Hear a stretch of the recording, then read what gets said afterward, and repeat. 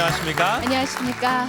서울에는 아침부터 봄비가 촉촉히 네. 내리고 있습니다. 정말 촉촉히 내립니다. 정말 그렇죠. 네, 네. 예, 날이 굳고 뭐 꽃샘추위가 성가시게 만들어도 그렇죠. 봄이 오고 있고요. 봄은 또 모든 것이 새롭게 살아나는 네. 때이기도 하죠. 그러니까 아유, 봄비 오랜만에 맞으니까 기분이 참 좋더라고요. 괜찮죠. 네. 예, 그리고 또 가무니까 필요하기도 네. 하고요. 사람도 이렇게 좀 겨울 다음에 봄 맞듯이 나이 드신 다음에 다시 또 젊어질 수 있다면 얼마나 좋겠습니까마는 사람은 또 나이 드시면 또 이렇게 세상을 떠나는 것이 순리죠.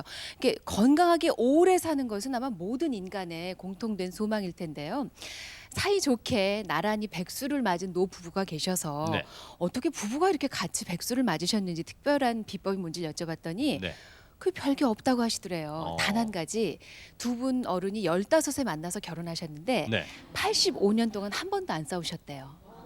진짜요? 한 번도. 한 번도? 한 번도. 이야, 그게 얼마나 힘든 일인지 이금희 씨는 잘 모르실 아, 네. 겁니다. 아니, 그거 정말 쉽지 않은 일이잖아요. 아니, 근데 그도 그럴 것이 기왕 오래 살려면 행복하게 오래 살아야지. 같이 또. 맨날 지긋지긋하게 싸우면서 오래 살아봐야 무슨 의미가 있겠습니까? 예, 예. 실제로 이혼율이 낮은 지역일수록 오래 사는 어르신들이 많다고 합니다. 그만큼 행복하게 살아야 오래 살 수 있다는 얘기도 되겠는데요.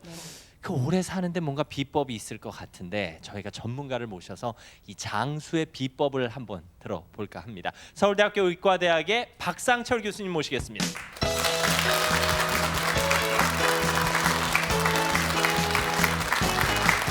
어서 오십시오.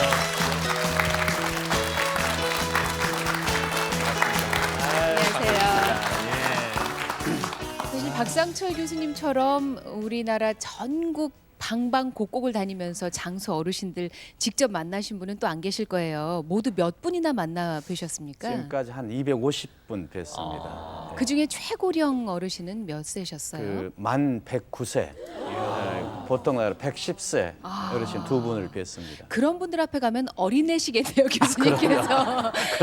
근데 교수님 축하드릴 일이 두루두루 많으신 것이 네. 지난 1월에 장수과학연구센터 초빙연구원으로 임용되셨고 어제 회갑이셨대요.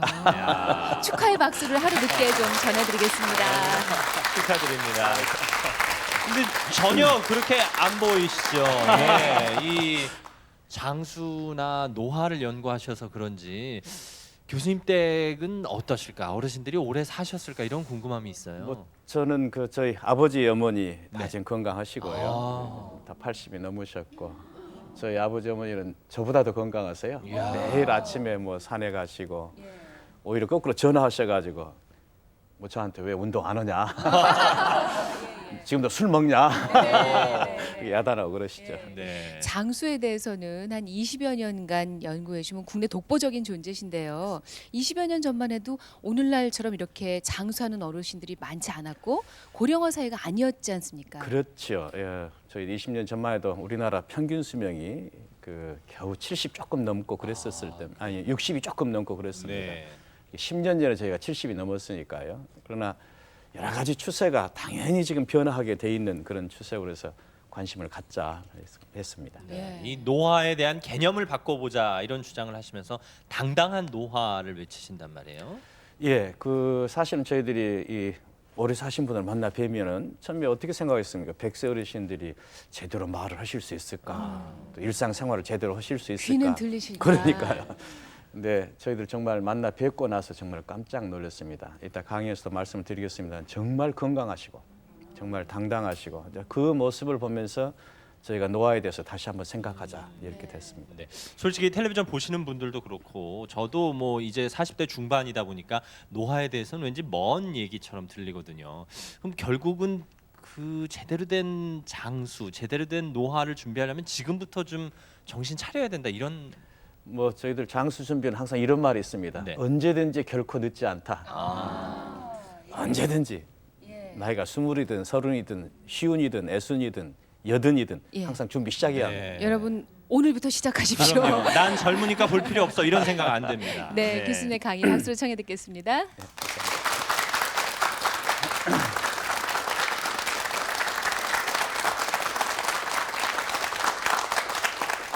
그 금방 뭐 회갑이란 이야기를 하셔가지고요. 근데 우리나라의 이런 그 장수라는 것을 이렇게 축하하기 위해서 많은 그런 개념이 있습니다. 그 중에 제일 첫 번째가 회갑이죠. 이 회갑.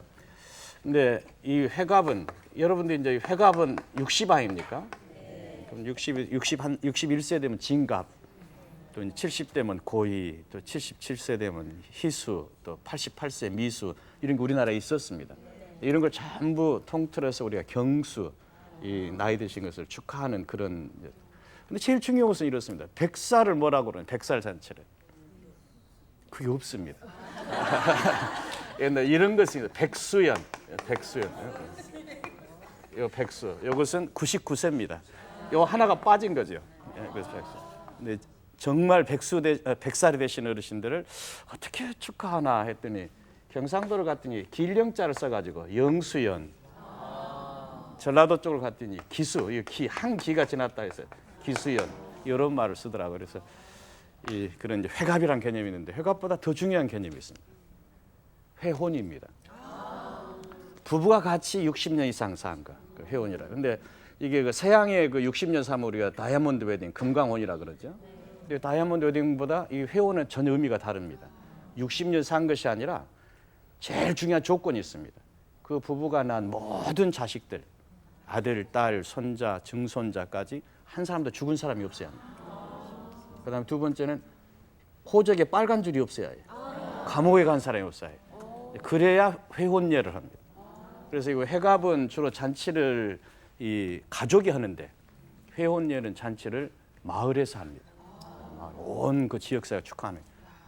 근데 그보다 더 중요한 것이 또 있습니다. 회갑이 이런 회혼도 있지만은 아주 중요한 것이 회방이라는 것이 있다. 회방. 회방이라는 것은 뭐냐? 과거 급제하고 60년. 예. 대과를 급제하고 나서 60년. 대개 이제 이 옛날에 보면은 과거 급제하신 분들이 한 30 정도 되십니다. 그래서 이제 60년 지나면 한 90 정도 됐을 때 누가 축하하느냐? 왕이 축하합니다. 나라가 축하합니다. 그래서 임금님이 이제 괴장이라 그래가지고 그 지팡이 같은 이걸 선물하시고 음식을 전부를 선물하십니다. 궁에서. 그리고 이제 그분을 다시 궁으로 불러가지고 의사와 꽂고 홍패를 나눠드리고 이런 큰 이 전라도 담양에가 그 면왕정이라는 정자가 있습니다. 그 면왕정 송순이라는 분의 그 정자인데 거기 가면 그 비석이 있는데 뭐라고 써져 있느냐? 이분이 회방년을 받았어요. 회방년을 받았을 때 그 가마를 누가 매느냐? 삼정승이 맸습니다. 당상관들 이러면 그때 그 가마를 맨 사람이 송광정철 이런 게 들어있고 석천 이몽 이런 분들이. 그러니까 회갑이란 것은 그냥 가족이 축하하는 것이고 회혼이란 것은 마을이 축하하지만 것이만은 회방이란 것은 국가가 축하하는 것이다. 그야 뭐냐면 장수라는 의미가 뭐냐? 개인이 오래 사는 것이 아니라 결국 그렇게 해서 지역사회에 봉사하고 국가에 봉사하고 이것이 장수의 의미다. 또 우리나라 사람들은 이 장수를 희곡에 해서 어땠습니까? 여러분 숟가락 젓가락에도 다 숫자 붙어 있죠. 뭐 그냥 장롱에도 붙어 있고 뭐 기와 지붕에도 붙어 있고 우리나라 의식주의가 전부 이 장수를 희고하는 숫자 그리고 축복할 때 복자.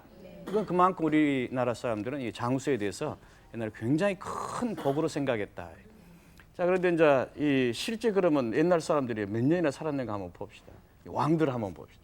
진시황이 몇 년을 살았느냐? 진시황이 49에 죽습니다. 그 중국을 통일하는 사람 시운도 못 갔습니다. 뭐 불로장생약 찾고 했던 분이.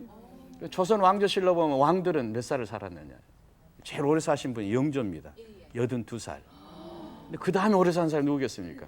태조대왕입니다. 72살.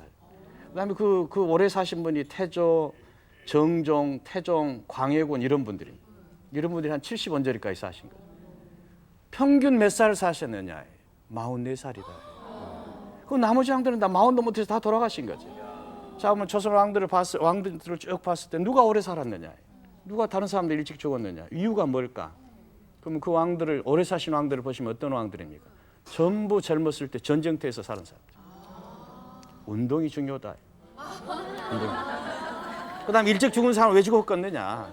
그 사람들 운동하지 않고 뭐 입맛이 안 나고 그러면 맨날 뭐 보약을 먹고 뭐 약을 먹고 이랬지 않겠습니까?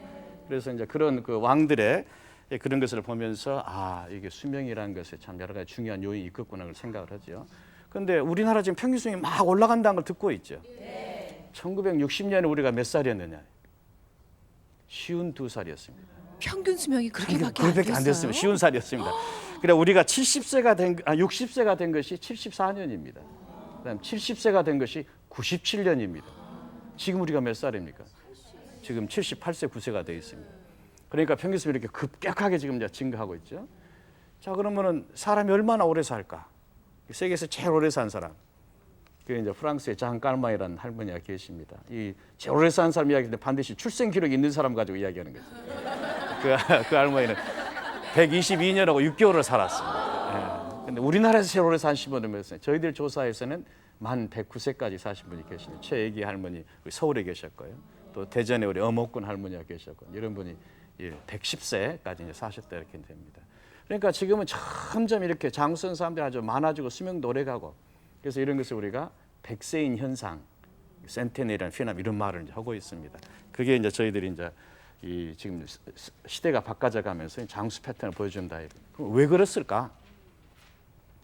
왜 지금 예를 들면 옛날에는 평균 수명이 그 1900년대까지 전 세계가 50이 넘지 못했는데 지금은 거의 80까지 와 있느냐? 딱 100년 동안에. 이거 큰 숙제였습니다.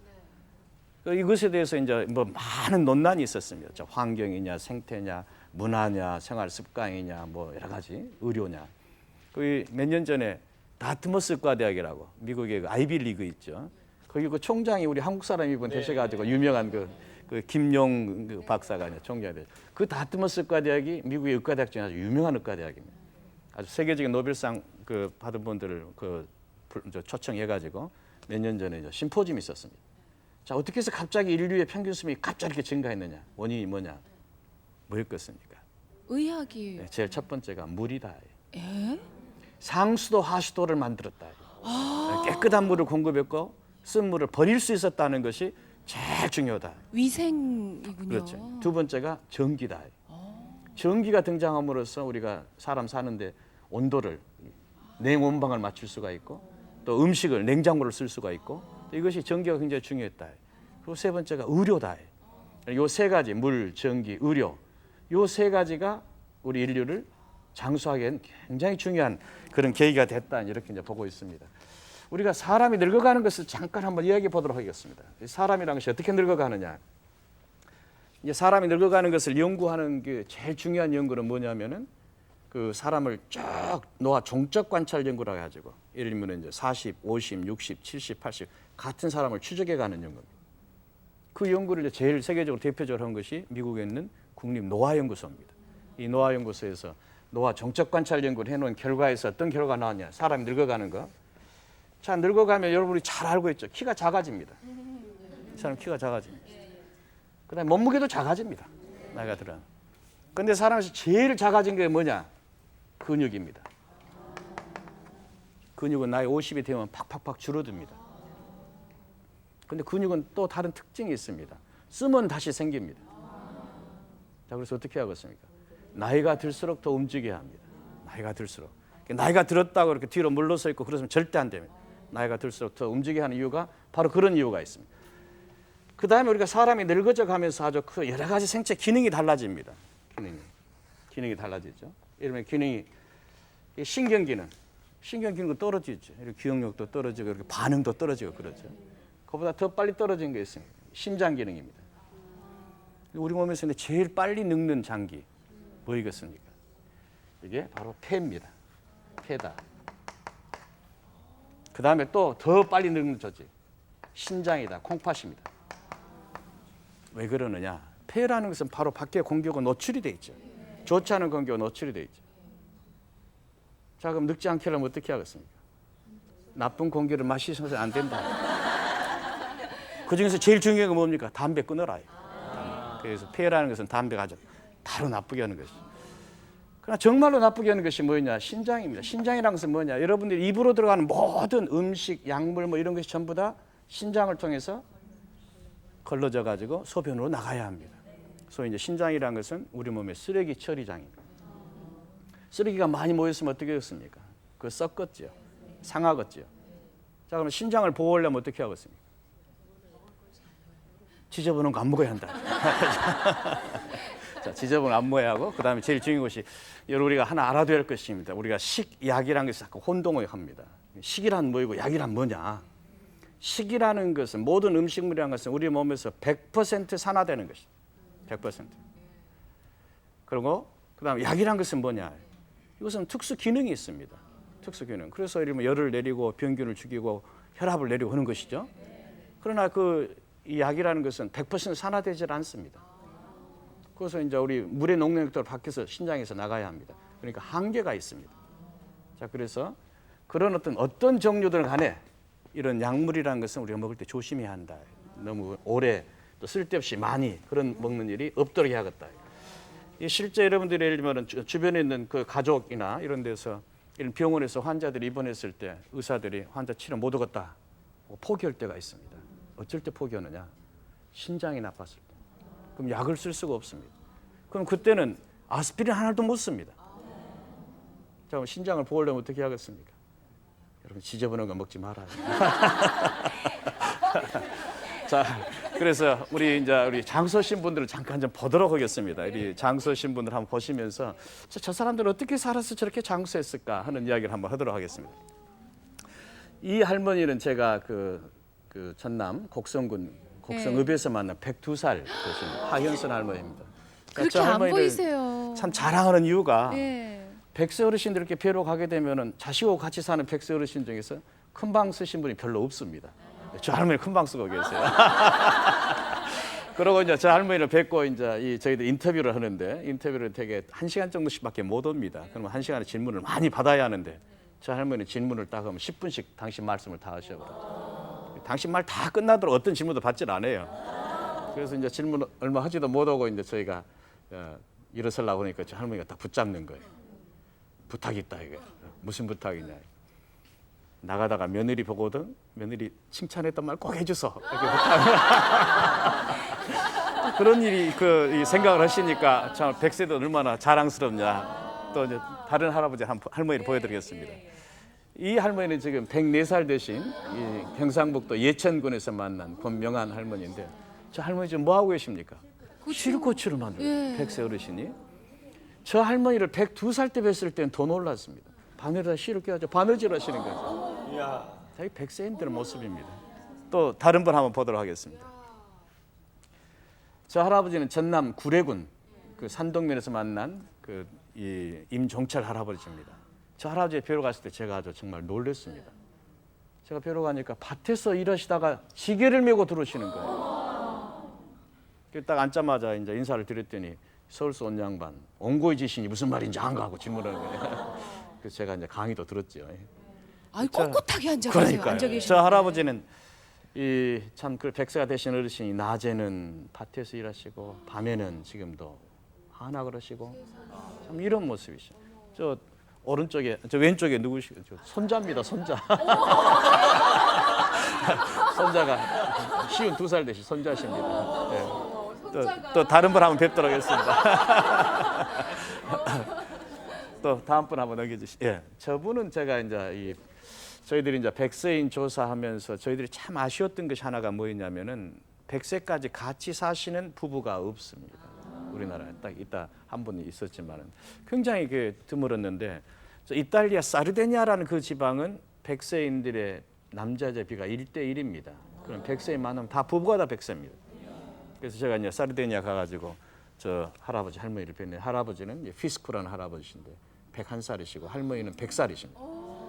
두 분이 100세시죠. 저 할아버지 어떻게 해서 이렇게 장수하셨습니까? 할아버지가 원래 목동입니다. 그래서 전 뭐 양을 몰고 산에 올라가고 내려가고 해가지고 장수하셨다고 그러시는 거예요. 그래서 그러신갑다. 할머니한테 똑같은 질문을 던졌어요. 할머니 어떻게 해서 이렇게 장수하셨습니까? 저 할머니 장수 비결이 뭐냐? 가정의 평안에 이 말씀하시는 거예요. 저희가 가정의 평안에라는 것이 하나의 장수 비결이 되리라고는 우리가 생각도 못했던 답을 저 할머니한테서 제가 들었습니다. 그만큼 가정이 정말 중요한 그런 요인이 된다고 보고 있습니다. 다음 봅시다. 우리나라 100세 부부십니다. 우리 저 제주도에서 만나 뵌 이춘관 할아버지는 102살이시고 송울생 할머니는 제가 뵀을 때 98세십니다. 두 분 나이 합치하지 나누니까 100세가 되죠. 참 저 할머니는 해녀 출신이십니다. 해녀 출신 아주 참 건강하셨고 아주 애교도 많으셨고 그러셨습니다. 두 분은 다 지금 돌아가셨죠. 제가 이제 이런 분들을 뵈면서 자, 백세인들의 제일 공통적인 패턴은 뭘까 하는 것을 우리 한번 이제 생각해 보는 것이죠. 이 백세인들이 정말로 저렇게 100살 되시도록 이렇게 건강하게 사시고 이렇게 했던 것이 무엇 때문에 그랬을까? 그래서 이제 저희들이 이제 정리를 한번 해봅니다. 근데 제일 중요한 것이 뭐냐? 이 백세인들이 정말로 모든 것을 이렇게 움직이면서 살았다. 항상 움직여라는데 움직이면서 살았다는 것이죠. 열심히 일하는 것이죠. 열심히 일하고 움직이다. 자, 저희가 만난 백세 어르신들 중에서 지금 방에 가만히 앉아 계신 분은 없다. 지금도 밭에 가서 일하시든지 아니면 광에 가서 삼태기 짜든지 광주리 짜든지 자식이 아무리 부자는 상관없습니다. 자기 일을 그대로 하고 계시는 거죠. 그것이 저희들이 아주 참 이 백세인 뵈면서 아주 감동했던 것이고, 그 다음에 이제 우리 백세 어르신 중에서 산간지방에서 사는 백세 어르신하고 평야지대에서 사는 백세 어르신을 비교를 한번 해봅니다. 누가 더 건강하냐? 산간지방에 사시면 훨씬 더 건강합니다. 그 뭐냐? 백세인들 일상생활에 계속 운동이기 때문에 그렇습니다. 언덕을 오르고 내리고 오르고 내리고 하는 절대 언덕을 오르고 내리고 이 운동이 중요하다는 것을 보여주고 있습니다.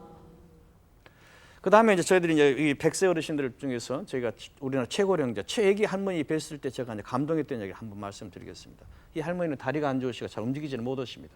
근데 오만 팔꿈치가 이렇게 뭉치가 생겨 있어요. 손에. 그래서 왜 그렇습니까? 저는 무슨 어떻게 병이나 되는지 알으셨어요. 할머니가 방에서 계속 이렇게 기면서 움직이시는 거죠. 몸 가만히 있는 법이 없습니다. 그러니까 장수하신다는 것은 제일 중요한 것은 그렇게 몸을 열심히 움직이는 것이다. 그 다음에 이제 두 번째 저희들이 장수하신 분들을 뵈면서 이제 의문이 그거였습니다. 자, 이분들이 뭘 먹고 저렇게 장수하셨을까? 우리 당연히 가져보는 의문이죠. 그래서 무엇을 먹느냐 여러 가지 이제 분석을 하다가 예를 들면 전라도, 경상도, 강원도, 충청도, 제주도 이게 다 다릅니다. 그럼 공통점이 뭘까? 공통점이 무엇을 먹느냐가 아니라 어떻게 먹느냐다. 새끼밥을 정확히 맞춰서 먹더라. 그러니까 백세 어르신들을 모시는 분들이 전부 며느리죠. 며느리. 며느리들 하는 말이 딱 똑같습니다. 밖에서 이러다가도 밥 때만 되면 딱 와서 밥상을 대대는 5분만 늦어도 난리가 나. 그 이야기는 밥 시간이 정확하다는 이야기죠. 그 다음에 밥 양이 꼭 같습니다. 360일 꼭 같습니다. 굉장히 규칙적이고 절제적이고 이런 것이 아주 중요한 조건이다. 이것은 저희들 첫 번째 말씀드릴 수가 있고, 그 다음에 저희들이 이제 백세인 그 식단을 조사하면서 우리가 이런 의문을 가졌습니다. 우리 한국 사람들이 먹는 전통 식단이라는 것이 장수 식단이냐? 이거 한번 체크해 보자. 그래서 저희들 비교를 합니다. 어디하고 비교하느냐? 예를 들면 세계적으로 유명한 장수 식단이 지중해 식단입니다. 여러분 알죠? 또 유명한 식단이 일본 식단입니다. 특히 이제 오키나와 식단입니다. 또 오키나와 지중해 식단, 우리 식단을 비교를 해봅니다. 제일 첫 번째 의문을 우리가 갖습니다. 이 오키나와 식단이나 지중해 식단은 전부 다 채소하고 과일을 많이 먹는다 이거. 야채와 과일. 우리 한국 식단에서 야채 과일은 어떠냐? 여러분들은 지금 과일 많이 먹죠. 근데 이 백세 어르신이 살던 시절에는 과일이 없었습니다. 그렇죠. 전부 야채입니다. 자, 과일 안 먹고도 장수할 수 있느냐? 그래서 저희들이 분석을 해봅니다. 여러 가지 기능을 조사해서 보니까 우리가 참 놀라운 사실을 알게 됩니다. 예를 들면 우리가 항산화 기능 여러분 잘 알고 있죠. 항돌연변이 기능, 암을 막기 위해서는 돌연변이를 막아야 합니다. 이 두 가지를 딱 비교해서 보면은 야채는 항산화 기능, 항돌연변이 기능이 다 많습니다. 근데 과일은 항산화 기능은 많은데 항돌연변이 기능은 없습니다. 극히 적습니다. 자, 그 이야기는 뭐냐? 과일 안 먹고 야채만 먹어도 된다. 그래서 우선 한 문제는 풀었습니다. 자, 두 번째 질문이 있습니다. 저 사람들은 전부 야채가 신선한 야채다. 뭐 신선한 야채란 말을 계속 많이 들었죠. 근데 우리 한국 식단에 있는 야채는 무슨 야채입니까? 나물이요. 신선한 것이란 것은 없다. 여러분들이 기껏해야 여름철에 상추 삶을 떠나보니 나머지는 전부 무치고 나물이에요. 데치고 그다음에 김치같이 이렇게 이제 절이고 한 것이다. 신선한 거 안 먹고도 장수냐? 이것도 질문한 것이죠. 저희 답을 풀었습니다. 저희 조사팀들이 그러니까 신선한 야채는 이렇게 볼륨이 많지요. 데치면 한 주먹도 안 된다. 데치는 방법이 우선 야채를 많이 먹는 방법이다. 그러니까 여러분들 야채 속에 들어있는 무슨 섬유소라든지 또는 뭐 플라보노이드, 뭐 좋은 이런 성분을 훨씬 더 많이 먹게 되는 거예요. 그다음에 더 중요한 것이 있습니다. 이 야채 속에는 질산염이 많습니다. 질산염. 특히 이제 비닐하우스 재배한 것은 속성 재배를 하려니까 질소 비료를 많이 써야 하지 않습니까? 질산염이 많습니다. 이 질산염은 우리 몸에 들어가면은 아질산염으로 바뀝니다. 아질산염은 이 생선 분해물에서 나오는 뭐 세컨더리 아민 같은 2급 아민을 만나면 바로 나이트로사민이라는 발암물질을 만듭니다. 그래서 야채를 많이 먹고도 암이 생기는 이유가 그렇게 설명이 됩니다. 자, 그런데 이 데친 야채하고 신선한 야채를 그 질산염을 비교해 봅니다. 1분만 데쳐도 질산염이 50% 이상 줄어듭니다. 자, 그래서 우리 전통 식단이라는 것이 우리가 데쳐서 나물로 무쳐서 먹는 방법. 아, 이것도 장수 식단이더라. 그다음에 저희들이 이제 세 번째 질문을 또 갔습니다. 저희는 질문이 많습니다. 자, 우리나라 이 100세 어르신들이 살던 시절에는 고기를 통 안 먹었다. 자, 고기 안 먹고도 장수하느냐? 이것도 큰 질문입니다. 자, 우리가 근데 이제 의학적으로 또 영양학적으로 채식이나 육류를 꼭 같이 해라 하는 제일 큰 이유는 육류 속에만 들어있는 성분이 있기 때문에 그렇습니다. 그것이 비타민 B10입니다. 비타민 B10, 비타민 B12라는 것입니다. 이것은 육류에만 있다고 되어 있습니다.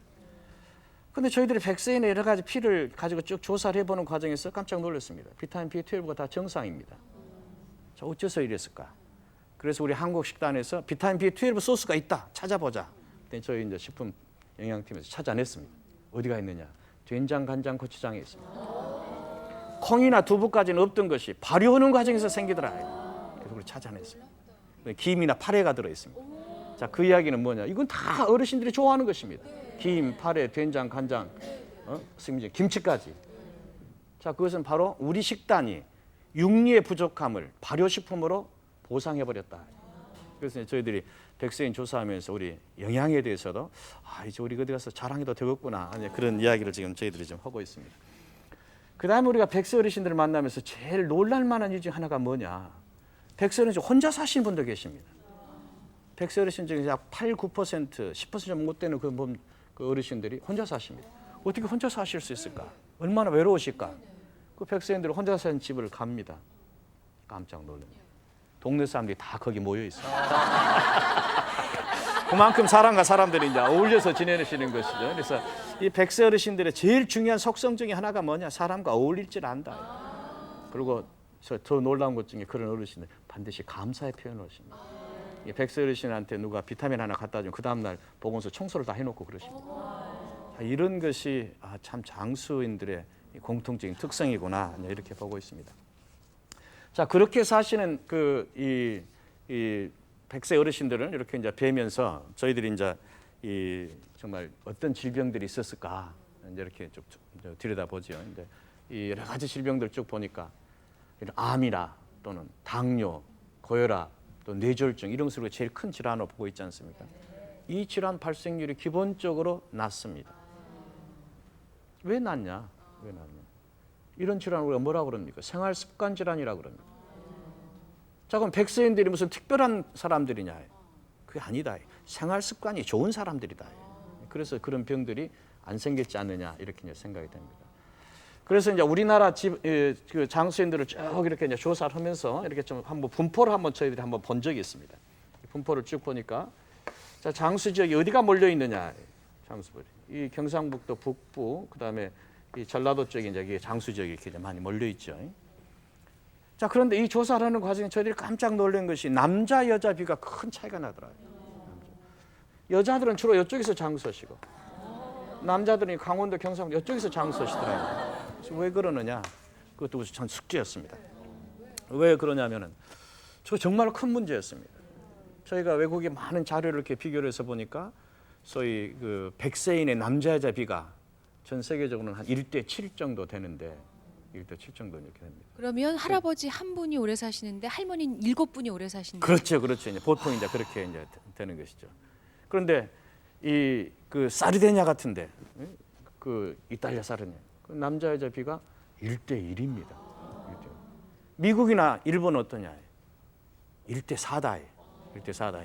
그래서 제가 이제 그런 것을 보면서 우리나라는 얼마냐? 1대 12가 됩니다. 남자 한 분이면 여자는 12분. 예, 12명이죠. 우리나라 남자들이 힘듭니다. 좀 불쌍해지네요, 네. 갑자기. 예. 자, 근데 더 중요한 것은 뭐냐? 그것은 100세 어르신들의 그런 그 남녀비도 큰 차이지만은 더 놀라운 사실이 65세 이상 된 사람들에서 남자 여자 비를 비교를 합니다. 65세. 그러면 65세 이상 70, 75, 80, 85. 그 남자 여자 비를 하면은 전 세계에서 한국의 남자 비가 제일 적습니다. 제일 적습니다. 이야기는 뭐냐? 우리 65세 이상 된 한국의 남성 노인들의 삶에 무엇인가 문제가 있다. 문제가 있다.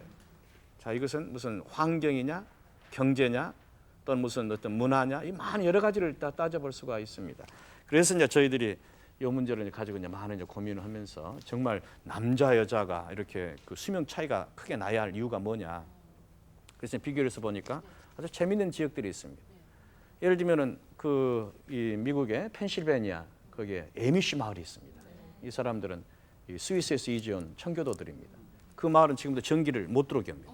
지금도 마차 타고 호롱불 피고 미국에서 그러고 사는 마을입니다. 남자 여자 평균 수명이 같습니다. 자, 몰몬교도 남자 여자 평균 수명 차이가 2살 차이밖에 안 됩니다. 그다음에 제칠 안식교 거기도 마찬가지입니다. 차이가 안 납니다. 다들 전통적인 생활 방식을 고수하시는 분들이잖아요. 그렇다고 합니다. 또 예. 이슬람 그 남자 여자 평균 수명 차이가 안 납니다. 자, 그 이야기는 뭐냐? 남자들의 여러 가지 생활 패턴만 바꾸면은 남자도 여자같이 장수할 수 있다는 것이죠.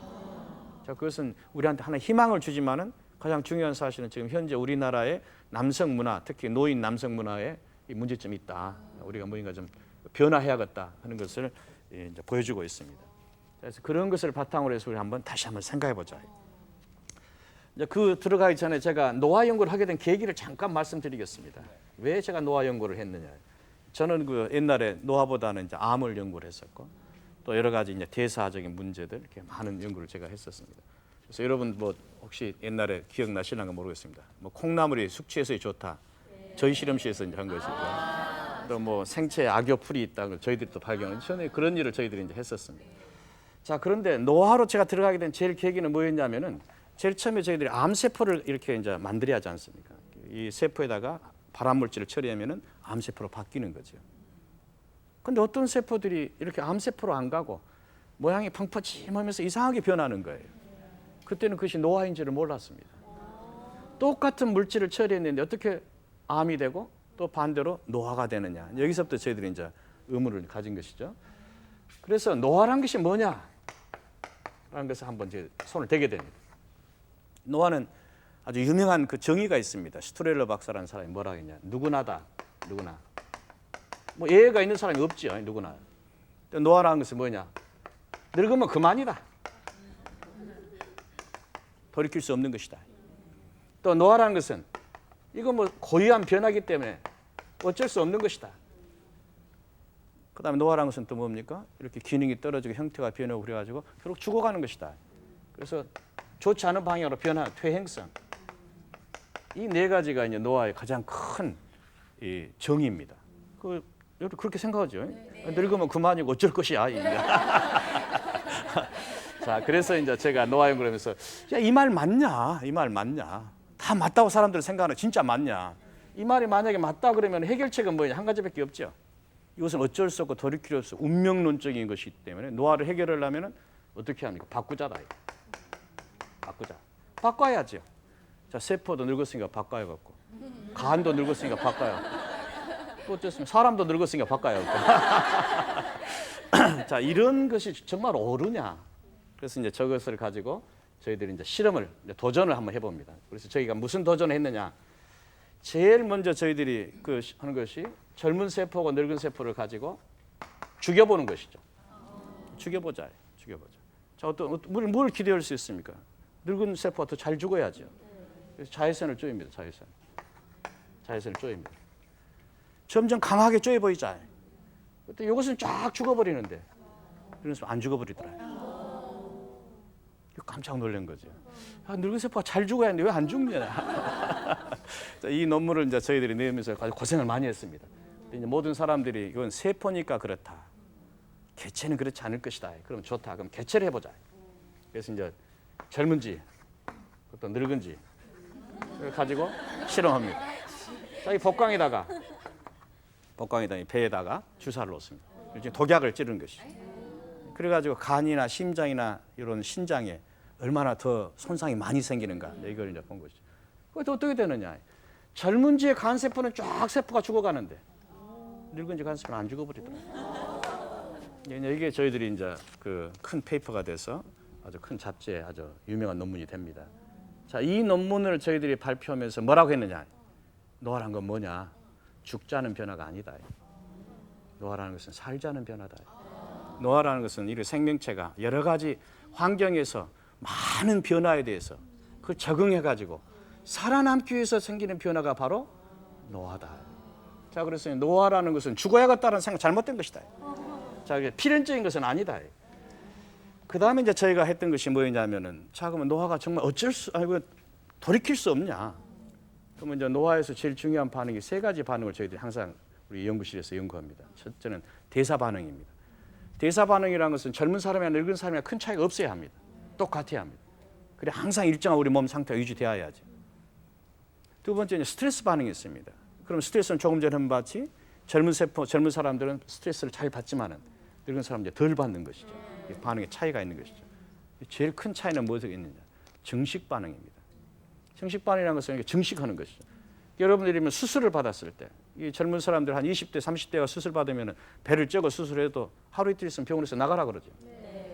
병원에 좀 더 있으려고 뭐 여러 가지 부탁을 하고 뭐 저한테 청탁이 많습니다. 근데 가라고 그럽니다. 그런데 나이 80인 사람이 똑같이 그런 수술을 받아서 어떻게 하느냐? 이제 가족들이 돈이 없다고 나간다고 해도 못 나가게 합니다. 열흘 이상 붙잡아 놓죠. 그게 뭐냐? 상처 낳는 속도가 다르기 때문에 그러다. 자, 늙으면 왜 상처 낳는 속도가 다르냐? 그걸 저희들이 이제 찾아냈습니다. 자, 그것은 어떻게 하느냐? 이런 세포가 있으면 외부에 이렇게 증식을 신호 갔다고 하면은 이걸 딱 막아주는 차단하는 장치가 있어요. 늙어지면 이것이 많아지더라. 이게 많아지더라. 자, 그럼 이렇게 많아진 거 줄여버리면 어떨까? 이건 낮춰버리면 어떠냐? 그랬더니 늙은 세포가 젊은 세포 같이 증식을 하더라. 이제 그런 것을 가지고 저희들이 증식도 회복할 수 있다. 그러다 보면 형태도 달라집니다. 형태도 회복할 수 있다. 자, 그래서 저희가 노화란 것에 대해서 지금까지 가졌던 비가역적이고 필연적이고 이런 생각이 잘못된 것이다. 자, 그럼 우리가 노화에 대해서 어떤 대안을 만들 수가 있느냐? 종래 해결책이라는 것은 딱 한 가지였죠. 바꾸자. 네, 이런 방법이 되니까 우리가 어떻게 말할 수 있냐? 고치자다. 고치자다. 바꾸자가 아니고 이제 고치자다. 나이가 들었다 해가지고 포기하지 말아라. 우리 고칠 수가 있다. 그게 이제 저희들이 이 노화 연구를 하면서 이게 새롭게 이제 저희가 이제 깨달은 이제 그런 것이죠. 그래서 이제 이런 것을 가지고 저희들이 이제 이 사람을 다시 들여다봅니다. 자, 이런 저희들 실험실 이제 자료를 가지고 자, 정말 이 나이가 드신 분들 다시 한번 보자. 다시 한번. 자, 저 사람들 변화가 어떤 변화냐? 그 중에서 제일 중요한 것이 예를 들면 나이 든 사람들 이렇게 쭉 비교하면 나이 70대다. 똑같은 70대가 똑같지가 않죠. 어떤 사람은 팔팔하고 어떤 사람은 빌빌하고 왜 그러느냐? 무슨 특별한 병이 있어서 그러냐? 꼭 그렇지는 아닌 것 같다. 왜 저러냐? 결국은 그것은 그 사람들이 어떤 환경에서 어떻게 살아왔느냐가 중요한 것이다. 어떻게 살아왔느냐가. 즉 뭐냐? 사람마다 늙어가는 속도가 다 다르다. 사람마다 늙어가는 속도가 다르다. 사람마다 늙어가는 속도가 다르다는 것은 뭐냐? 우리가 고칠 수 있는 것이다. 고칠 수 있는 것. 그래서 그런 측면에서 저희가 이제 이 노화라는 개념을 새롭게 이제 하게 됩니다. 그래서 저희들이 이제 그동안에 이제 뭐 노인들을 위해서 노인들의 예를 들면 성공적 노화다 또는 생산적 노화다 이런 말씀을 많이 들어보셨죠. 나이가 들어서도 성공적이고 또 뭐 여러 가지로 생산적인 그런 능력을 갖춘 노화가 돼야 한다. 참 좋은 이야기죠. 그걸 준비하는 사람들이 그렇게 돼야죠. 근데 나이 이제 70, 80이 돼가지고 이미 늙어 버리신 이런 분들이 그런 말을 할 때 상당히 거부감을 느낍니다. 나는 돈도 없고 건강도 좋지 못하고 또 사회적 지위도 없고 어쩔 것이냐. 자, 그럼 어떨 것입니까? 왜 포기할 겁니까? 그럴 때 좀 당당해져 봐라. 돈이 좀 없으면 어떠냐. 사회적 지위가 좀 없으면 어떠냐. 건강하지 못하면 어떠냐.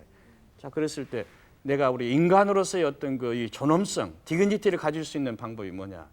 그래서 저희들이 이 간단한 이 행동 강의를 한번 만들어 봤습니다. 그래서 첫째는 뭐냐. 하자. 뭐든지 하자. 절대 해야 한다. 나이가 들었다고 포기하지 마라. 뭐든지 해야 한다. 자, 두 번째가 뭐냐? 주자. 받는다는 거 주자라는 생각을 먼저 해요.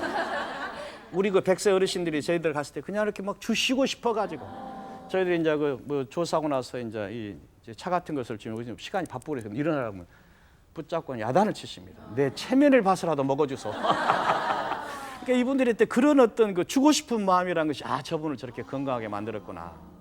그다음에 이제 세 번째가 준비하자입니다. 준비하는 사실은 배우자입니다. 나이 70이든 80이든 90이든 배우자. 앞으로도 10년, 20년, 30년, 40년이 남았다. 나이 70인 사람이 내가 지금 앞으로 4, 5년 살고 말 것이냐. 아니다. 제가 이 배우자라는 그런 개념에서는 저희들이 참 감동이 있습니다. 제가 저희들은 이제 서울대학에서 장수과학 최고 지도자 과정이라는 걸 쓰는데 이 작년에 저 2기에 95세 되신 분이 수업을 듣고 지금도 현역 사업가십니다. 그래서 95세 되신 분이 오시길래 제가 어떻게 수업을 하시겠습니까? 못할 이유가 뭐냐. 그 코스로 한. 귀도 다 들리시고 그럼요. 예. 자, 그런 걸 보면서 우리가 참 당당한 모습을 보고 있고요. 그다음에 제가 일본에서 만난 한 유명한 분이 있습니다. 쇼지 사부로 박사라는 분인데 이 양반은 101살 때 제가 만나 뵀는데 어떤 분이냐. 65세에 정년퇴직을 했습니다. 심리학 박사인데 정년퇴직하면서 내가 새로운 것 하나 배워야겠다. 한국이 변한다. 한글을 배우기 시작해요. 저거 우리말로 대화했습니다. 그래가지고. 근데 이 양반 나이 90이 돼가지고 이제 또 딴 것을 하나 배워야겠다. 중국이 변한다. 중국말을 배우고. 그래서 하르빈에서 100살 됐을 때 하르빈에서 중국말로 강연을 하셨어요. 100살이 딱 되면서 세상에 또 결심을 해. 소련이 변한다. 소련말 배우자. 제가 그런 것을 배우면서 야, 장수라는 것이 뭐냐. 하자, 주자, 배우자 이 세 가지 키워드다. 자, 이제 하자 할 때 우리가 어떤 것을 해야 할 것인가를 한번 생각해 보도록 하겠습니다. 이 하자. 자, 뭘 어떻게 하느냐. 세 가지 원칙을 제가 한번 만들어 봤습니다. 어떤 걸 해야 할까? 하고 싶은 거 하자. 하고 싶은 거. 할 수 있는 거 하자. 함께 하자. 나이 드신 어르신들이 하고 싶은 거 해야 합니다. 하고 싶은 거 있습니다. 이게 자기가 그 욕구가 생겨가지고 하고 싶은 걸 할 수 있는 그런 것을 우리가 만들어내야겠다. 그리고 할 수 있는 거. 또 정말 나이 드신 어르신이 할 수 있는 거. 왜냐하면 나이가 들어가면 아무래도 뭐 신체라든지 모든 것이 둔해지고 반응이 좀 이제 느려지고 이렇습니다. 자, 그랬을 때 어떻게 하겠습니까? 할 수 있는 것을 우리가 만들어 줘야지. 또 할 수 있는 것을 우리가 찾아 드려야지. 그다음에 나이 들으신 분들이 제일 큰 문제가 뭐냐? 외롭다. 외롭습니다. 같이 하게 합니다. 혼자 어쩌고저쩌고 해봐야 하다가 맙니다. 그렇죠? 같이 하면은 얼마든지 할 수 있는 것이죠. 그래서 제가 이제 그런 것을 보면서 하고 싶은 거, 할 수 있는 거, 그리고 함께 하는 거, 이제 그런 것을 하게 하자. 그래서 저희들이 사실은 이제 우리 연구소에서 우리 서울대학 노화고령사연구소에서 노인들을 위한 운동 프로그램을 하나 만들었습니다. 정말 하고 싶은 거. 그래서 우리 이 전통 음악, 전통 춤을 바탕으로 해가지고 체조를 간단하게 만들어드렸습니다. 그랬더니 그 몇 년 사이에 지금 10만 명이 넘게 한다고 제가 들었어요. 이제 일반인들한테는 장수춤, 원 이름은 우리 춤체조로 되어 있습니다. 근데 그런 것이 저 사람들이 왜 저렇게 많이 하실까? 저는 처음에 그렇게 생각하지 안 했던 것이죠. 근데 어느 날 갑자기 제가 이렇게 많이 하느냐 하고 제가 이제 깜짝 놀랐던 것이 있습니다. 그러면 그 춤을 개발하기 위해서는 교수님도 이렇게 춤을 배워보기도. 예, 이제 저도 이제 배웠죠. 좀. 그러셨어요? 아니요, 그런 거 개발하려면 배워야지요. 그래서 한 1년 반 이상 국립극장에서 제가 춤을 연습을 했습니다. 하여튼 이제 그런 거, 그다음에 또 이 운동뿐만 아니라 또 다른 여러 가지 프로그램을 저희들은 만들어 드리고 싶습니다. 저희들도 만들어야겠다고 생각하고 있고요. 그래서 이제 그런 것을 바탕으로 해가지고 우리가 우리 고령 사회라는 것을 이제 새로운 측면에서 새롭게 한번 당당하게 맞서보자 이렇게 이제 생각이 됩니다. 그리고 이제 제가 이제 이런 분들의 많은 그런 이제 사안들을 보면서 정말 장수하신 분들이 어떻게 해서 장수했느냐 한번 정리를 한번 해보자. 그래서 이 당당하게 늙고 건강한 장수를 할 수 있는 그런 실천법을 한번 정리해 보도록 하겠습니다. 우선 제일 중요한 것이 뭐냐? 제가 처음부터 말씀드린 게 그것이죠. 움직여야 한다. 움직여야 한다. 절대 움직여야 합니다. 마지막 순간까지 움직여야 합니다. 그러니까 어떤 일이든지 찾아서 움직여야 합니다. 뭐 일상생활도 마찬가지고 또는 예를 들면 사람과의 관계도 마찬가지. 이건 적극적으로 움직여야 합니다. 예를 들면 특히 움직이는 것 중에서 예를 들면 여러분이 근육을 이렇게 쓰고 있지 않습니까? 그래서 뭐 뼈가 부러졌다. 그러면 이제 골절이 생기죠. 그러면 이제 부목을 대죠. 그러나서 되게 8주 내지 12주를 이렇게 이제 꺼내 보면 어떻습니까? 그냥 뼈하고 그냥 살만 피부만 있죠. 다시 회복하려면 얼마나 힘듭니까? 그래서 이제 불용성 위축이라는 게 생깁니다. 그러면 6개월 이상 걸립니다. 없어지는 겁니다. 늙어지면 모든 것이 없어지는 것입니다. 써야 합니다. 그래서 몸도 써야 하고 마음도 써야 합니다. 몸과 마음을 다 움직여라. 이게 이제 제일 중요한 그런 이야기가 되죠. 자, 두 번째, 적응하라는 겁니다. 세상에 많은 변화가 있다. 근데 내가 왕년에 어쨌는데, 응? 그러고 이제 버텨가지고 될 일이 아니다. 가서 배우고 적응하고 이걸 해야 합니다. 그러니까 실제 예를 들면 이렇게 장수하신 어르신들 저희들이 뵙게 되면은 정말로 그분들이 정말 그 적응성에 대해서 놀랍게 생각합니다. 그리고 신기합니다. 뭐 보면은 아 그러냐 그런 식으로 다시 들여다보려고. 제가 이제 이런 걸 보면서 이 적응한다는 것이 얼마나 중요한 용어인가. 근데 이제 적응이라는 것은 일상생활뿐만 아니라 모든 것을 사고 방식까지 다 마찬가지죠. 그래서 그런 것을 우리가 적응해가는 것이 굉장히 중요한 이야기다. 이렇게 저희들 보고 있습니다. 그 다음에 이제 세 번째로 이제 머리를 써라 합니다. 머리를 쓰는 것이 또 아주 중요합니다. 그러니까 실제 이제 머리를 많이 쓰는 직업을 가지신 분들이 일반인들보다 수명이 10년 더 많다는 것은 알려져 있습니다. 머리를 써야 합니다. 특히 나이가 들어갈수록 머리를 더 써야 합니다. 그러니까 그냥 틀에 박힌 어떤 그런 생활을 하는 것이 아니라 항상 생각을 해야 합니다. 그래야 우리 뇌가 치매도 안 걸리고 또 건강을 유지하는 것이죠. 옛날에 우리 유명한 우리 서정주 시인 같은 분은 아침에 산 이름을 뭐 3,000개씩 외우시고 이제 그러셨다고 그래요. 머리 쓰는 트레이닝인 것이죠. 그런데 그것보다는 훨씬 더 중요한 것은 뭐냐? 여러분들께서 억지로 무엇을 외우려 한 것보다 일상생활에서 자꾸 새로운 것을 접해라. 새로운 것을 접해라. 새로운 것을 접하면서 머리를 써라. 머리를 써라.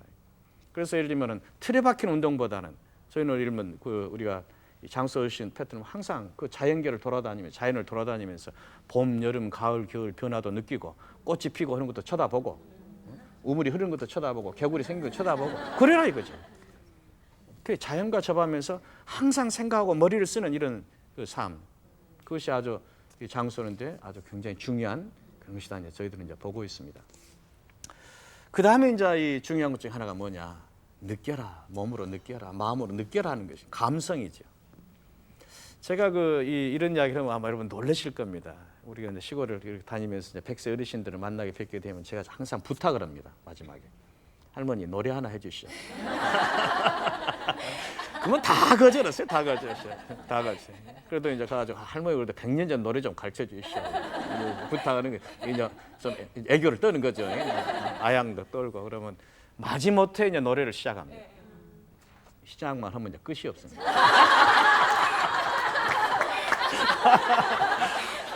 그러니까 한 번 시작하시면 무슨 5곡, 10곡 그냥 하시는 메들리고 그럼 이제 일어나지를 못해 이제. 그만큼 흥이 많으신 거네요. 네. 장수 그리고 이제 어르신들께서. 할머니 춤 한번 추시오. 춤을 추시오. 뭐 할아버지도 마찬가지입니다. 할아버지한테 할아버지 노래 한번 합시다. 그럼 거의 대부분의 할아버지 시조를 하십니다. 시조. 아주 낭낭한 목소리. 근데 그분들이 하시는 말씀이 아주 재밌어요.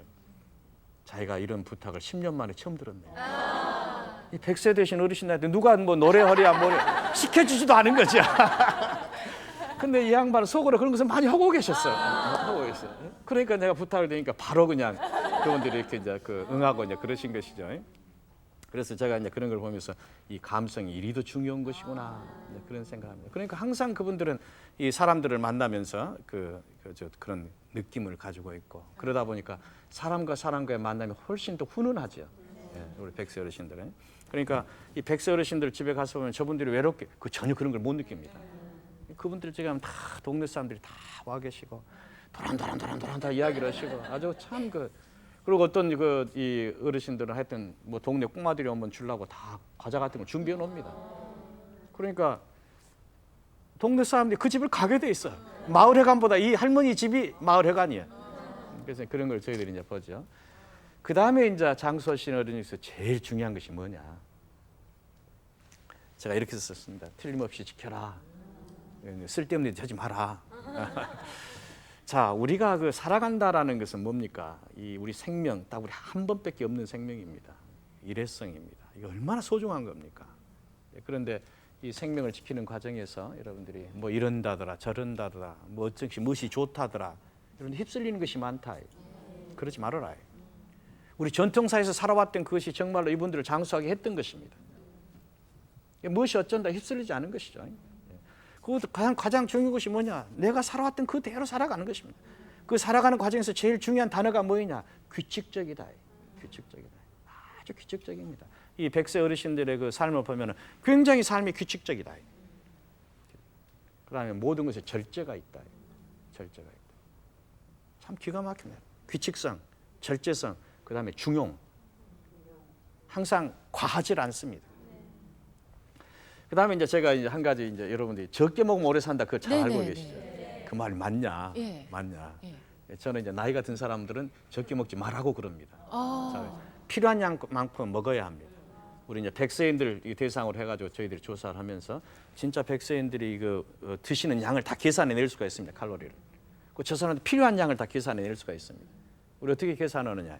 그 우리 수식이 있는데 거기다가 나이, 그다음에 몸무게, 그다음에 키, 그다음에 활동량. 그러면 이 사람이 하루에 몇 칼로리가 필요하다 계산이 딱 됩니다. 그런데 이제 100세 어르신들, 할머니들 몸무게 얼마 되신지 아십니까? 할머니들 평균 연령이 35kg입니다. 평균 몸무게가요? 자, 이제 그런 몸무게 계신 분이 하루에 필요한 에너지가 얼마냐? 보통 한 1200칼로리입니다. 그러니까 우리가 보통 이 젊은 사람들이 먹을 때 남자는 한 2500칼로리, 여자는 한 2000칼로리 먹어야 합니다. 그럼 그따 비하면 굉장히 적은 양이죠. 실제 할머니들이 드시는 양은 1300칼로리 정도 드십니다. 그럼 굉장히 적게 먹었다 그러죠. 아닙니다. 그건 필요한 양만큼 먹은 것이죠. 과식은 하지 말아요. 근데 왜 그러냐면 나이가 들어가신 분들은 이러면 제일 아까 말씀 근육이 줄어들고 뼈가 이렇게 녹아갑니다. 그래서 골 밀도가 줄어듭니다. 그래서 골 밀도 줄어든 것을 막고 근육이 없어지는 걸 막고 그러려면 어떻게 하겠습니까? 움직이는 것도 중요하지만은 가장 중요한 것은 먹어줘야 한다. 먹어줘야. 그래서 나이 70, 80 넘어서부터는 꼭 적게 먹으려고 그러지 말아라. 그 전에 많은 것이 먹는 것 때문에 생긴 질환이 많습니다.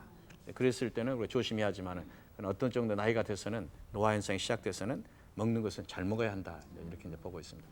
그래서 그런 것을 가지고 이제 저희들이 우리가 노화 현상의 어떤 그 여러 가지 것을 한번 이제 보게 된 것이죠. 근데 저는 아까 이제 소개할 때도 그런 말씀을 했죠. 저는 그 기본적으로 제가 하는 것이 뭐냐? 저는 생화학자입니다. 생화학이란 게 뭐하냐? 저한테 타이틀이 많습니다. 무슨 장수학자다, 무슨 뭐 노화학자다, 뭐 또 뭐 암 연구자다, 뭐 옛날에 그런 타이틀이 많습니다. 등등등 많습니다. 또 이제 제가 한 일이 또 여러 가지가 많이 있다고 저는 생각합니다. 근데 저는 처음부터 끝까지 저는 생화학자입니다. 생화이라는 것은 뭘 하는 것이냐? 생체의 분자가 움직이는 것을 우리 조사하는 것이다. 저는 모든 생명 현상을 이 생체 분자가 움직이는 것을 가지고 제가 미루어서 생명 현상을 설명을 합니다. 그래서 제가 이제 이 생체 분자들을 쭉 들여다보는 생활을, 제가 노화학을 볼 때도 마찬가지로 그렇게 보고 있는 것이죠. 노화 현상이 왜 생기느냐, 분자들이 어떻게 움직이느냐. 그래서 아까 여러 가지 그 가설도 만들고 이런 것이죠. 자, 그래서 보니까 우리 생체 분자들이 절대적으로 질서를 지키더라. 우리 사람 사이에도 여러분 그 삼강우린이 있지 않습니까? 생체 분자도 삼강우린이 있다. 그래서 이제 저희들이 찾아낸 생체 분자의 삼강우린을 한번 이제 설명해 보도록 하겠습니다. 자, 오린이라는 것이 어떤 것이냐? 제일 첫 번째, 제일 중요한 것이 순서다. 생체 분자는 절대 순서를 지키는 것이다. 순서다. 분자가 만들어지고 나오고 들어오고 나가고 하는 것이 모든 것이 순서가 있습니다. 그 순서가 조금만 틀어져도 병이 됩니다. 그게 바로 암이 되고 기형이 되고 그렇습니다. 만들어지는 것도 그렇고 부서지는 것도 그렇고 전부가 이게 순서가 있다. 그만큼 우리 생체 분자는 순서가 아주 절대적이다. 자, 두 번째가 뭐냐? 짝꿍이 있다. 지조입니다. 생체 분자는 반드시 자기가 만나야 할 짝이 있습니다. 그 짝과 짝과의 만남이라는 것이 뭐냐? 이게 만났다 헤어지는 확률이라는 것이 10의 마이너스 8승에서 10의 마이너스 15승. 이야기는 뭐냐? 이거 정말 기가 막힌 인연인 것이죠. 이거 어쩔 수밖에 없는 인연. 그런 인연의 분자들이 있습니다. 자기 짝꿍이 있습니다. 생체가 살아가는 모습, 분자의 역할을 하려면 자기 짝꿍을 만나야 합니다. 세 번째가 뭐냐? 자기 자리가 있습니다. 암분이라는 자리가 있습니다. 생체라 모든 분자는 자기 자리가 있습니다. 핵계가 있어야 할 거, 미토콘드리아 있어야 할 거, 막계가 있어요. 자기 자리에 안 있으면은 그것도 병이 됩니다. 꼭 자기 자리가 있다. 네 번째가 뭐냐? 협동이다. 우리 생체 분자는 아주 중요할 때 반드시 협동을 해야 합니다. 그래서 어우러져서 협동해요. 보통 때는 혼자 왔다 갔다 해도 어떤 중요한 상황이 되면 반드시 뭉쳐야 합니다. 뭉쳐야 속도가 달라지고 방향이 달라지고 생명에서 중요한 일이 이루어집니다. 다섯 번째가 뭐냐? 다섯 번째가 변하는 것이다. 우리 생체 내에 있는 어떤 분자도 우리 생체 내에서 그대로 있는 법이 없습니다. 우리 몸에 들어오면 반드시 변합니다. 다른 것으로 바꿔줘야 합니다. 그것이 생명입니다. 생명. 자, 이런 다섯 가지 질서, 이 질서를 절대적으로 지키더라. 그 다음에 삼강이라는 것은 뭐냐? 삼강이라는 것. 이 다섯 가지 질서고 삼강이라는 것. 첫째가 뭐냐? 모든 생체 분자는 기다리더라. 기다리더라. 그럼 어떻게 했습니까? 그 다음에 뭐 했겠습니까? 만나더라. 그 다음에 뭡니까? 헤어지더라. 우리 생체 분자라는 것은 만들어져가지고 기다리고 있습니다. 그 다음에 자기 파트너를 만납니다. 그리고 헤어져야 합니다. 그대로 붙어있으면 그것도 병입니다. 그게 우리 생체다. 저는 기다릴 때 어떻게 우리가 기다렸느냐. 정말 그리움을 가지고 기다렸을 것이다. 만남도 반갑게 만날 것이다. 헤어질 때 아쉽게 헤어질 것이다. 무슨 생체 분자가 그러냐. 그럴 때 우리 여러분 한번 생각해 봅시다. 어떤 남자 여자가 저 좋아하는 사이인지 미워하는 사이인지 어떻게 하냐. 하는 행동을 보면 알지 않습니까? 아, 저 사람들 사랑하는 사이다. 미워하는 사이다. 제가 우리 분자들 보면서 똑같은 생각을 합니다. 한 40년 이렇게 들여다보니까 이 분자들이 그런 참 아쉬워하고 반가워하고 한 것이 없으면 어떻게 저런 기가 막힌 우리 생명 현상이 이루어질까? 그래서 우리 생명 현상의 제일 본질은 뭐냐? 정이라고 봅니다. 정이다. 정이란 것은 바로 뭐냐? 그게 사랑이다. 사랑이 바로 제일 생명 현상의 제일 큰 본질이다. 저는 우리 이런 그 생체 분자의 삼강오륜 요 질서가 그것이 결국 생명으로 확대되는 것이죠. 장수라는 것은 뭐냐? 장수라는 것은 바로 이런 질서가 제일 잘 갖춰진 것이다. 제일 잘 갖춰진 것이다. 그래서 이런 질서들이 아주 원만하게 이루어져 가지고 우리 생명이 이루어지는 것이죠. 그래서 저는 생명이라는 것은 바로 그런 의미에서 우리 새롭게 보는 것이다. 자, 장수한다는 소리가 하면 노력해 가지고 장수 될 것이냐? 어떤 노력을 할 것이냐? 그랬을 때 저는 이렇게 이야기할 수밖에 없다. 장수라는 것은 우리가 가지고 있는 질서를 제일 잘 지키는 것이다. 제일 잘 지키는 것이다. 우리가 삼강오륜 이런 질서를 지키고 그것을 가지고 생활을 확대해 가지고 아까 제가 말씀드린 다섯 가지 원칙과 같은 그런 예를 들면 항상 움직이고 또 적응하고 또 생각하고 또 느끼고 또 자기 올바름을 찾고 이런 것을 되풀이하는 것이 우리 삶이다. 그것은 자연스럽게 되는 것이죠. 의도로 되는 것이 내 일상생활에 그대로 몸에 배야 하는 것이죠. 그래서 장수하려고 특별히 노력할 필요는 없다. 그러한 삶을 살면 그것이 장수가 되는 것이다. 그래서 저는 요새 이제 몇 가지 이야기를 합니다. 요새 뭐 그 실버라는 말을 쓰죠. 그거 제가 굉장히 반대합니다. 왜 우리 장수 노화를 실버에 대비하냐? 우리 골드로 바꾸자. 뭐 다이아몬드면 어떠냐? 오늘 값을 좀 높여야죠. 그래서 좀 더 멋진 금빛 문화라는 것을 우리가 만들어야겠다. 우리 찬란한 문화를 이제 만들 수가 있다. 저는 그렇게 보고 있고요. 그다음에 노화라는 것이 바로 이와 같이 예를 들면 죽자는 과정이 아니고 바로 살자는 과정이다. 우리 적극적으로 당당하게 살자. 그래서 그렇게 해서 우리가 장수가 되는 거, 우리 생명이라는 거. 그래서 중국 고전에 아주 참 좋은 말이 있습니다. 천지지, 대덕, 왈생이다. 이 말은 무슨 하늘 아래 가장 큰 보람, 큰 덕. 그것이 바로 삶이다. 생명이다. 저는 그래서 우리의 삶 이것을 정말 보람 있게 그러다 보면은 장수하실 것이다. 저는 그래서 여러분한테 이런 말씀 하고 싶습니다. 우리 여러분들 멋지게 살아가지고 당당하게 늙어가지고 장수합시다. 네, 감사합니다.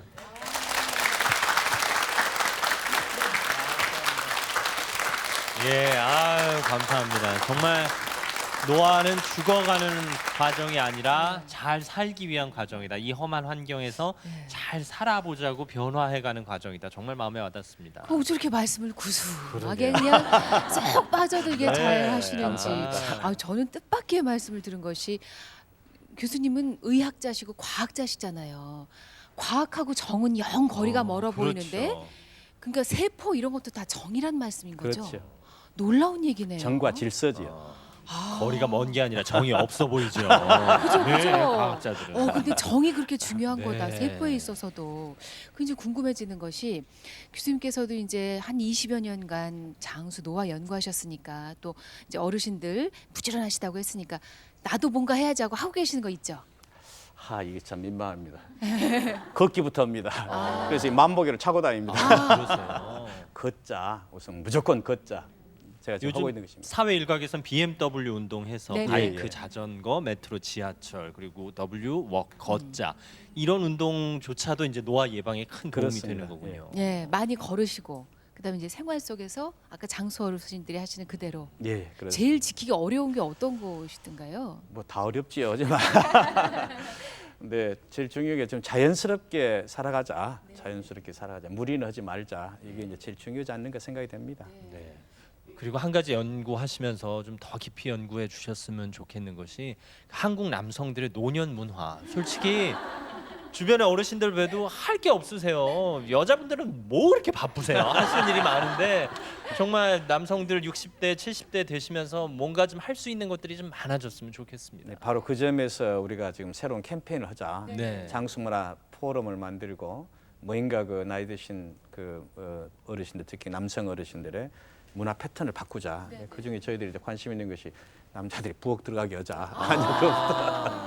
그런 몇 가지를 지금 네. 기획을 하고 있습니다. 그건 좀 이러시는 분들도 계실 것 같은데 왜요? 필요한 일입니다. 그렇죠, 네. 그렇죠. 그리고 아까 들으셨죠? 네. 많이 느끼라고. 네, 네. 노래 부르고. 네. 그러니까 할머니들은 막 그러시는데 할아버지들은 그거 잘 안 하시니까 그렇습니다. 그것도 되게 중요한 것 예, 같아요. 예. 아 진짜 한 네. 시간이 언제 지나갔나 싶게 아주 정말 저희에게 아주 소중한 정보들을 또 아주 재미있게 전해주셨습니다. 우리 서울대학교 의과대학 박상철 교수님께 감사 인사를 박수로 전해 올리겠습니다. 네, 감사합니다. 고맙습니다. 뭐 월요일부터 토요일까지 아침마다 이렇게 열심히 만들고 있습니다만은 또 목요일 이 시간은 새로운 정보들 그리고 소중한 이야기들을 그럼요. 전해드릴 수 있어서 챙겨보신다는 분들 많으시죠. 다음 주 목요일도 챙겨보십시오. 변화와 위기의 시대 아이들을 어떻게 길러야 할 것인가 많은 부모님들의 고민이실 텐데요. 현대사회에 필요한 창조적 인재로 키우는 방법 연세대학교 교육학과 이성호 교수를 모시고 알아보겠습니다. 네. 선물 소개할까요? 구정마루에서 백화점 상품권 준비해 주셨습니다. 금성출판사 푸르넷 공부방에서도 백화점 상품권 마련해 주셨습니다. 내일은 금요일 생생 토크 시간입니다. 저도 가끔 저희 집 아이 보면서 깜짝깜짝 놀래요. 너무 닮아서 네. 어쩜 제가 했던 일을 이렇게 그대로 할까? 근데 아이가 머리가 크고 이제 중학교 들어가니까 자꾸 부딪히는 일들이 많아지더라고요. 예. 너무 닮아서 그런 건가? 아니면 또 너무 달라서 그런 건가? 예. 그 사이에서 고민하는 사람이 아이 엄마 또 제 아내가 아닐까 싶습니다. 예. 이 우리 집의 두 남자 남편과 아들에 대한 얘기 나눠보겠습니다. 내일 아침 뵙겠습니다. 고맙습니다.